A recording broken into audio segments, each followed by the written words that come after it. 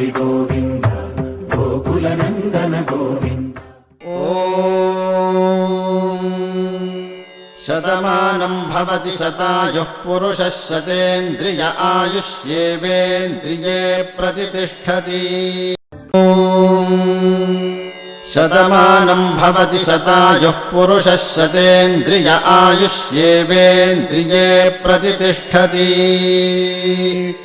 शतमानं भवति शतमानकं शतमानं भवति शतायुः शतायुर्भवति शतमानकं शतमानं भवति शतायुः शतमानमिति शतमानं भवति शतायुः शतायुर्भवति शतायुः पुरुषः शतायुर्भवति शतायुः पुरुषः शतायुः पुरुषः शतायुः पुरुषः शतेन्द्रियः शतायुः